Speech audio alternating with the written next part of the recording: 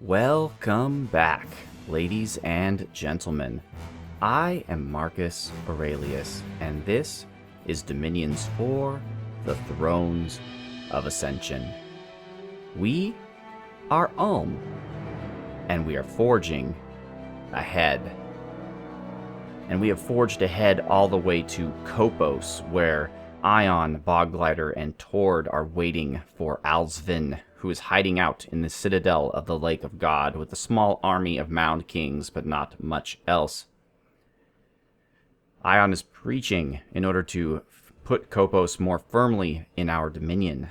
The benefit to doing that is that Allsvinn will have less hit points outside of his dominion. As strong as my dominion gets, his hit points will weaken. If the battle could happen in the Deep Blue Sea, we would certainly have a good shot because we have such strong dominion there. It is early winter in the year 5 of the Ascension Wars.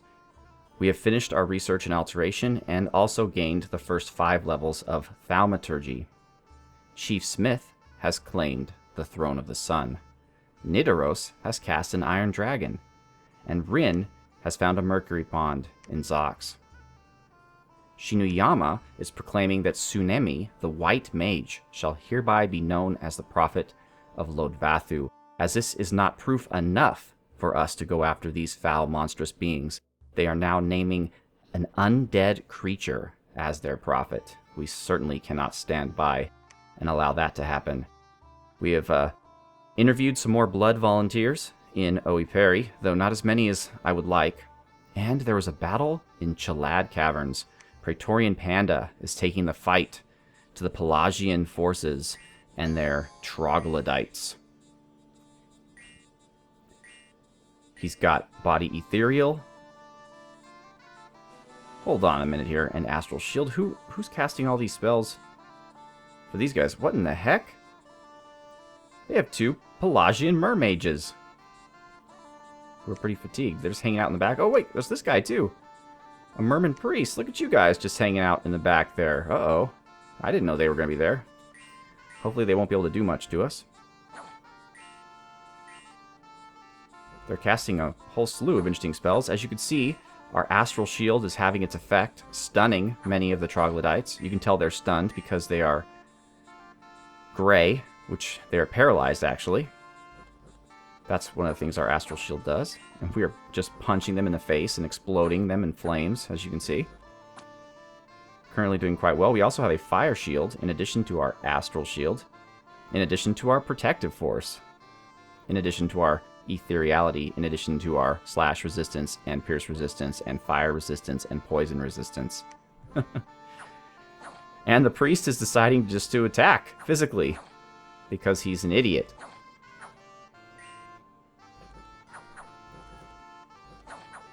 And he is now dead. Oh, man. The Ah helmet works really well for him, but I'd like to get him some kind of fear effect. And they just decided to run. Okay, fine. We lost nothing. We took out a merman priest. We pushed the other mermages back into the sea. And we are now in control of Chalad Caverns. Kopos. We are trying to take the peninsula back for Ulm. There's Tord. There's our Guardians with Ion. There's our Arbalesters with Bogglider. And in the middle, we have our Pikeneers. They have 1 commander. But, you know, to his credit, he is marching forward. Well, he was marching forward, and now he's dead. Okay. We lost nothing. A battle in Bright Woods. Oh, yes, the battle for the throne. Part 2. Now we've got all of our infantry in the front, just in a box. We are leaving poor Lord Lucius up there all by himself. Actually, all of our heroes are by themselves. There's Nathan, and then there's King T. William. The archers standing back, though they are moving forward. They are left with but 2 wizards. Or 1 wizard, actually. Fire elementals. Oh, we hit him. We didn't kill him, but we hit him. Battle is joined. Magma's erupting, thanks to Lord Lucius and King T. William, though I'm sure our frontline infantry aren't thanking him too much because they are currently on fire. But that was too much for these beleaguered defenders. They were not able to capitalize on their victory, and they have now lost. Although, despite the fact that we were lighting all of our men on fire, all of them survived. Wonderful. Unexpected event in Og Woods. A martyr has died, and our dominion has gone up. Praise Steel. In Ragdan, a local sect has flourished. Oh, Steel will most certainly smite them down. Sloth +3. Ugh. A slothy sect. A sloth sect? Slothy sect. Yes. And there was a battle in Bell. Interesting. Oh, yes.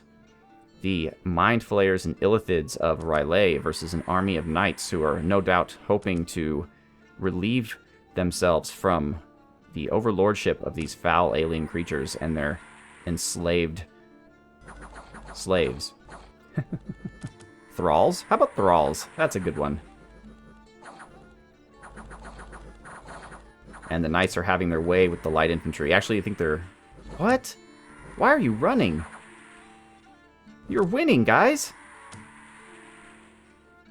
You could have been contenders. What are you doing?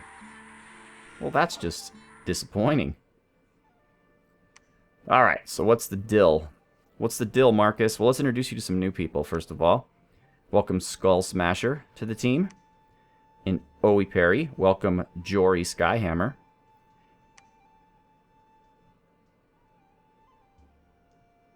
In Umbro, we have no one.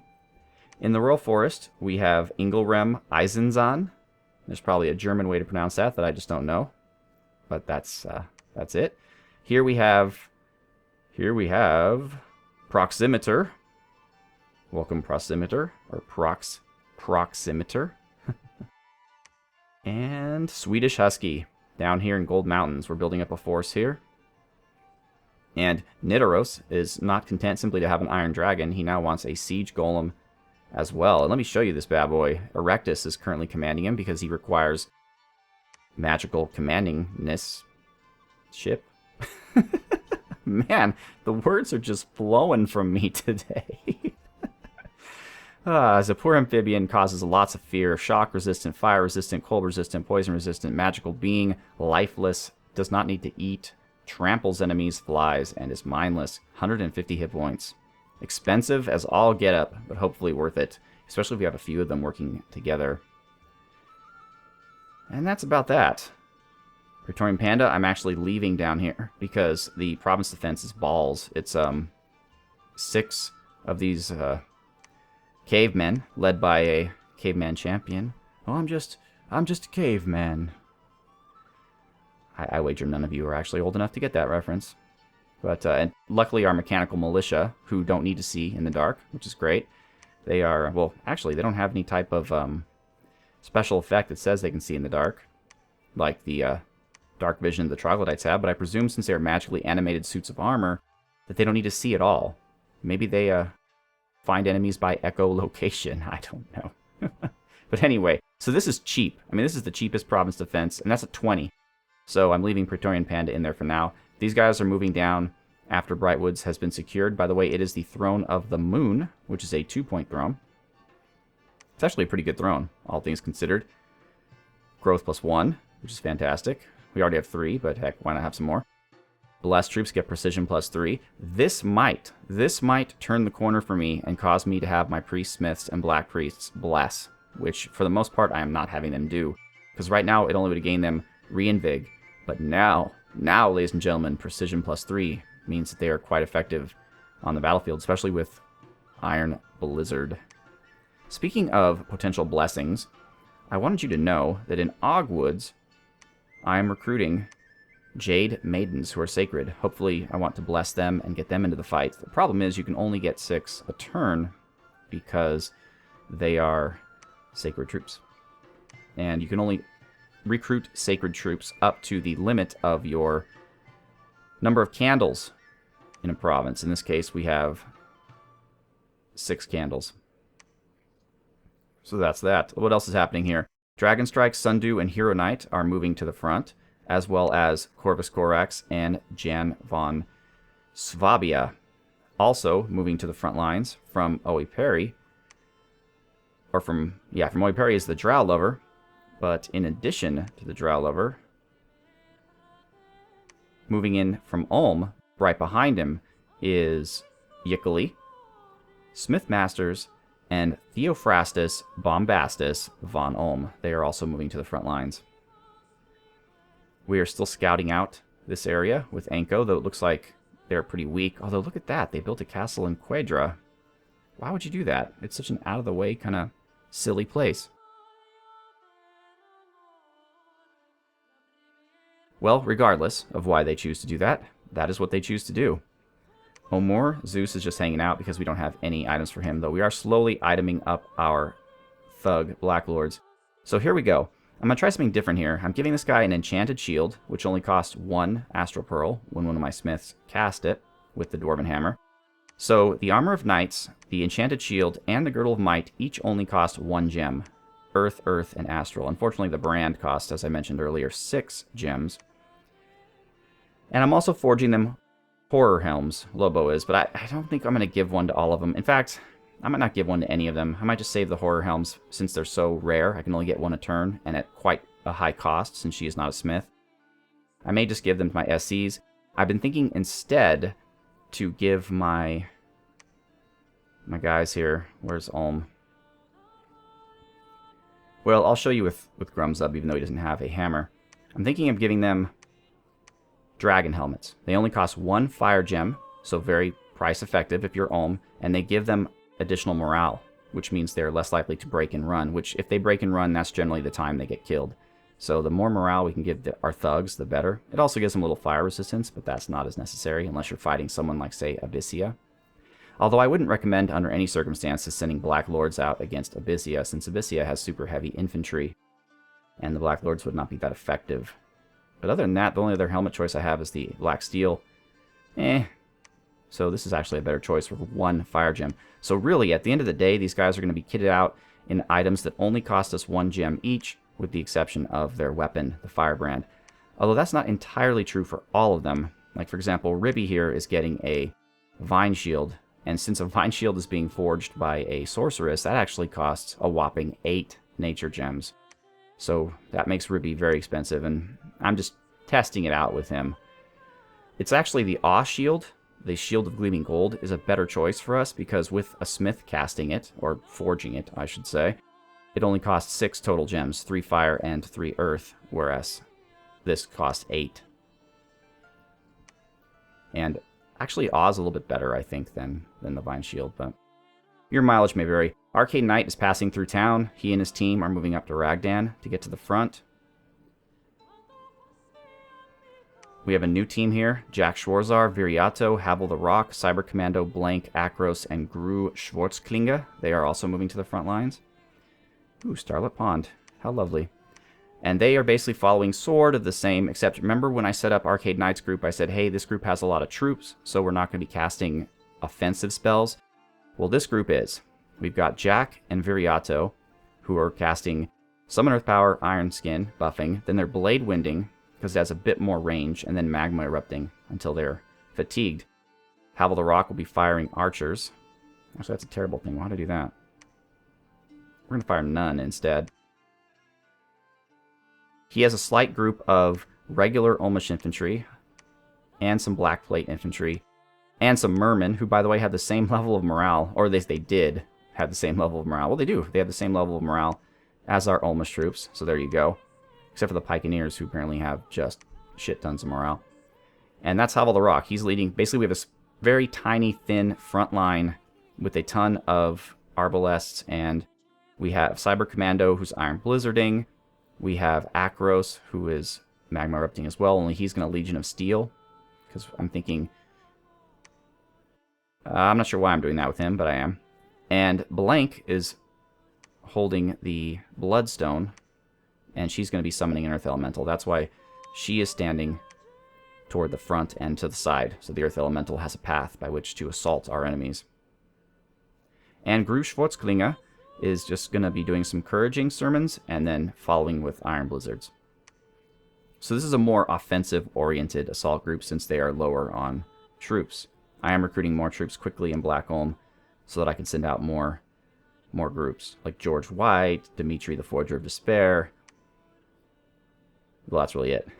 But we'll figure that out when the time comes. Gold Mountains, we're just hanging out, creating a front line, as I mentioned, although nothing's going to tear through this. Now we have an Iron Dragon. We're going to have a Siege Golem. This is going to be probably the toughest choke point in all of Ulm. And down here in Iron Range, Proximeter is ready to go, and we're giving him troops because Granny is full up. Enchanted Gate. Lovely. So that's that. I mean, man, I've sure been talking a lot. Let's end the turn. Yeah, we're going to finish our research in Thaumaturgy. We're just going to get to level 6 of that. We don't need anything more than that. And we're going to go Evocation to hopefully one day get to the top of that. Although we've pretty much researched everything that we need, everything that's necessary for us. Now we're going to get a whole bunch of high-level spells that we probably can't even cast. So, you know.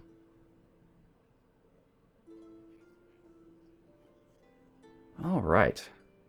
Yeah, I spoke a lot in that one, and rather fast, so I hope you were able to follow all of it. I hope that my enunciation was good enough.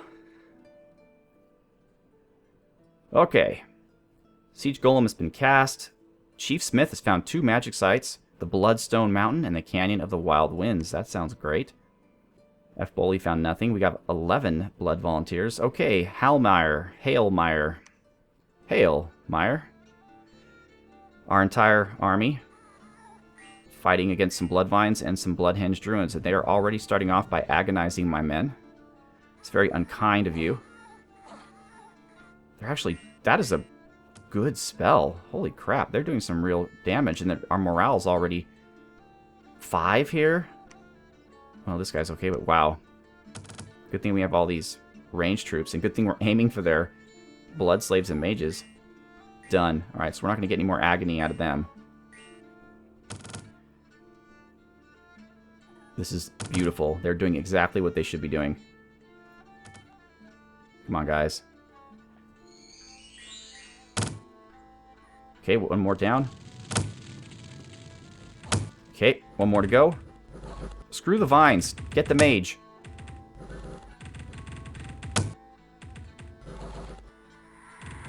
Oh, we just tempered the will. And we won. That was a thing of beauty. These troops are a well-oiled machine. We lost 6 Black Plate infantry, 3 infantry, 2 pikeneers.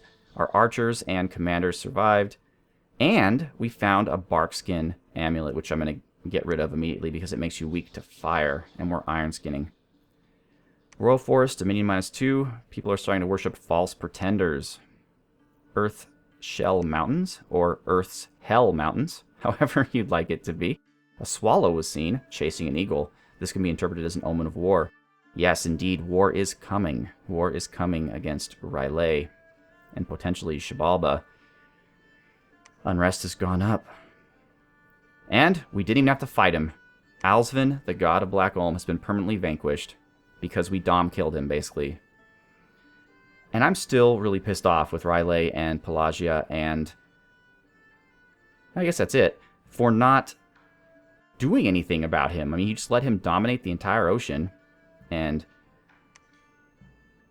he's gone now. Moment of silence for Allsvinn. And I guess that means Torg does not need to sacrifice himself for the greater good.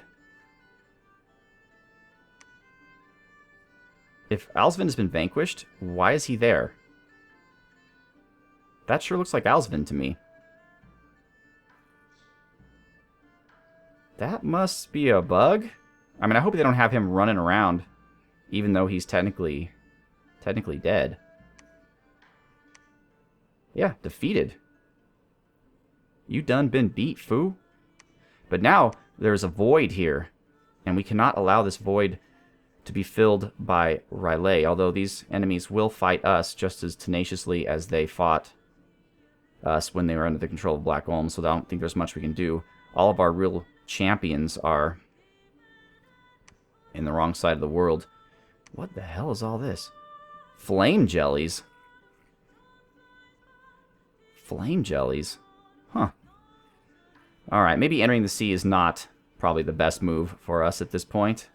It doesn't seem like a very smart move, even if though Praetorian Panda could probably take out a medium-sized sea province. He's not going to be able to take out 200 Shark Knights. He could probably get us the Deep Blue Sea if he were on the other end of the world, or the Sea of Woe. Definitely the Sea of Woe. But that is not to be. What about the new planet? It doesn't say anything about your amphibian nature, so I don't think you are an amphibian. I believe that you cannot go underwater. We can find out. Yep. New planet is a terrestrial creature. Well, not terrestrial, but he has to just kind of hang out on land, so he's not going to be able to take any undersea provinces for us in the near future. Alright, before we end the episode, let's name some folks. So we have Arnold. Wow, a black priest with an air random. We don't see those every day. And that's not really actually useless, or useful to us. It is indeed useless, but you're going to be Lozen. Doesn't matter if your air random is useless because you are indeed a black priest. Although actually it's not useless to you because you can use that to cast Mist Form, I think, which is really great. It's much better than Iron Skin. Alright, over here. Over here we didn't have anybody. I remember that we weren't interested in that. Umbro, did we get anybody?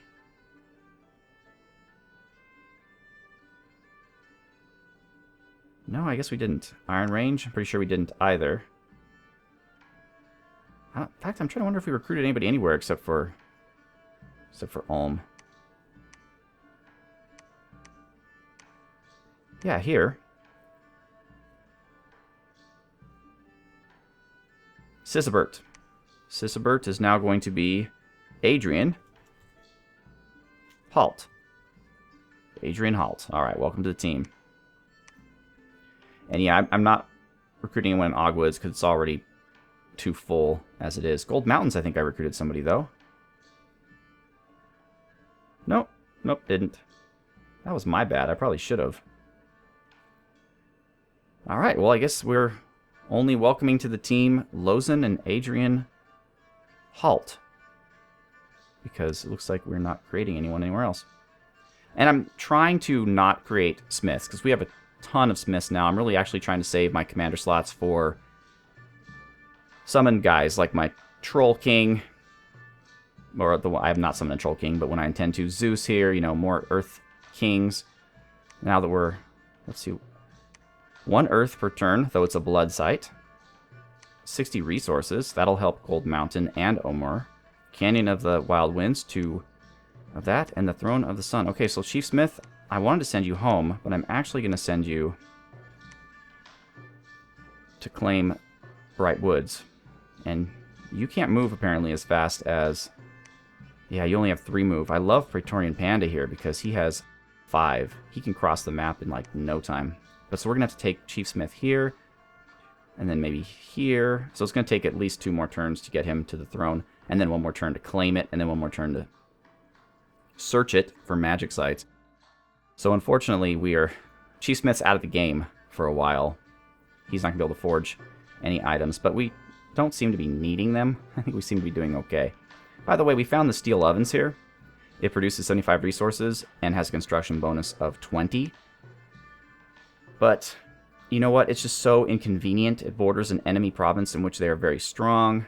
So, I'm just going to go ahead and forget about it. It'll provide some resources to Iron Range, but the construction bonus is great and all, but if it were somewhere in my heartland where I could really take advantage of it, it would be worth more to me than it currently is, which is very little. I don't know if that's going to stop a concerted attack by anyone, but let's, let's just leave these guys here. You guys are just going to protect this island and maybe get involved against Nazca if that happens, because it's just, there's no way I can get you to the front lines in time to be of any use to us. You move 1 province at a time. So unless the front line becomes here like in Belmar, not much I could do with you. And that's that, ladies and gentlemen. I will, of course, play the next 2 turns, and then I will record the next episode. What do I plan to do real quick? Nothing yet. Once Arcade Knight gets to the front lines and the Drow Lover and Yickley Smithmasters and Theophrastus Bombastus von Ulm, then I think I might be ready to push against R'lyeh. I think raiding, utilizing the new planet, could take these 3 provinces, and we'll have to siege these 3 fortresses. Well, we don't have to necessarily siege Quedra, but I don't like having a fortress just sitting there in my back, because they can recruit numbers of troops from it. It's going to be harder for them. Actually, R'lyeh, it's not too hard for them to attack from the sea, because most of their troops, as far as I'm aware, are amphibious. Their slave princes and slave Atlanteans are amphibious and can come on land, and of course their mind flayers and those types of fellows can come on land too. So we're just going to have to heavily province defense our coastal territories. We have money now to do that, and hope for the best. I mean, if they take a province, we're just going to have to take it right back. But we're going to make a bum rush to Salam, because that's not what I wanted. We now have 1 + 1 + 2 + 3, which is 7, and we need 11. So once we get this one, once we get the Throne of the Moon, we'll have 8, 9, and we will only need 2 more throne points, which I believe are to be found in Salam. And then the world is bereft of all magic, and the legions of steel, the victorious armies of Ulm, and the Chief Smith will create a kindler and gentler world. Once again, ladies and gentlemen, I am Marcus Aurelius. It has been my pleasure to bring this presentation to you of Ulm, because we are Ulm, and we are forging ahead. Have a good one.